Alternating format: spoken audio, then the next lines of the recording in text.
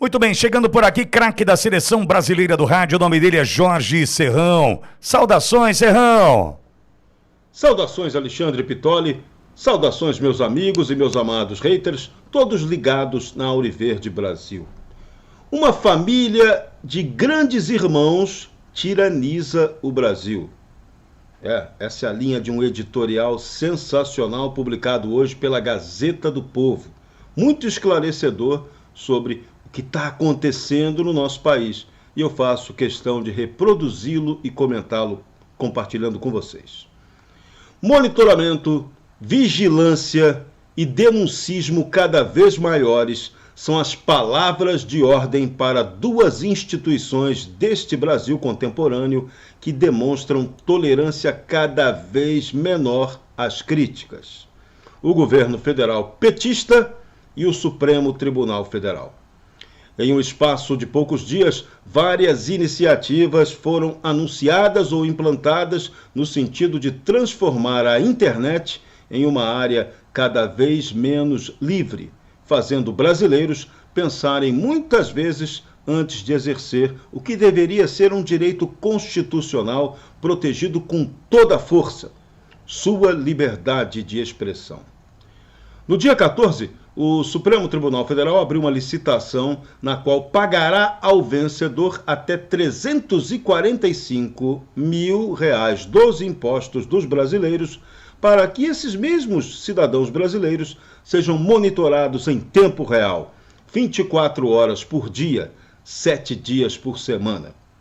O que disserem do STF em 7 mídias sociais, Facebook, X, YouTube, Instagram, Flickr, TikTok, LinkedIn ou em blogs, chegará ao conhecimento da Corte por meio de relatórios diários, semanais e mensais. Seria uma ação prosaica se estivéssemos falando de uma empresa que oferecesse produtos ou serviços à população e desejasse estabelecer estratégias para ganhar novos consumidores e enfrentar a concorrência. Não é o caso. Mas quando um tribunal resolve fazer o mesmo, a pergunta que deve se impor automaticamente é: para quê? Pergunta o editorial da Gazeta do Povo. E prossegue: no papel é tudo muito inofensivo. A Corte só quer saber se as pessoas estão falando bem ou mal do STF nas redes sociais. Isso, apesar de o presidente do STF, Luiz Roberto Barroso, ter acabado de dizer no programa Roda Viva que o prestígio e importância de um tribunal não podem ser medidos em opinião pública. Pois é. Além disso, o STF quer saber quem são os principais influenciadores que falam do Supremo nas redes e sugerir aprimoramento da comunicação com esses públicos, como se uma conversa amigável fosse capaz de simplesmente anular todos os motivos pelos quais o STF tem caído no descrédito popular, especialmente o desmonte do combate à corrupção, o ativismo judicial ideológico e a própria repressão à liberdade de expressão. Prossegue o editorial da Gazeta do Povo. Nessa corrida por vigilância, o Supremo não está sozinho. A Advocacia Geral da União enviou recentemente ao Tribunal Superior Eleitoral uma mesoconsulta, mesopedido, a respeito da possibilidade de o órgão poder acionar o TSE para coibir o que considera ser desinformação a respeito de ações do governo federal durante as campanhas eleitorais municipais que começarão daqui a poucos meses. Atualmente, a prerrogativa de recorrer à Justiça Eleitoral para contestar publicações é apenas de partidos, coligações, candidatos e do Ministério Público Eleitoral. A consulta ainda não foi respondida, mas, em caso afirmativo, é fácil imaginar o que acontecerá. O governo federal, através da sua Advocacia Geral da União, buscará censurar qualquer crítica, pois para Lula e para o PT, desinformação e fake news não são apenas afirmações factuais falsas, mas todo o discurso contrário ao governo.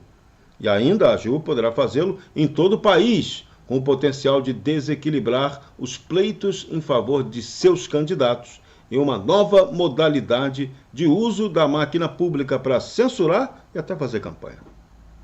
Para completar, o Ministério dos Direitos Humanos deu sua contribuição mais recente à distopia brasileira, com um site cujo objetivo é ensinar o brasileiro a diferenciar opinião do discurso de ódio na internet. Que pretensão! Denunciar, aliás, é uma das palavras de ordem do site, que traz para o combate ao discurso de ódio a estrutura do Disque 100, serviço usado para denunciar violência contra minorias, como a população LGBT e grupos vulneráveis, como crianças, adolescentes, idosos, pessoas com deficiência e moradores de rua.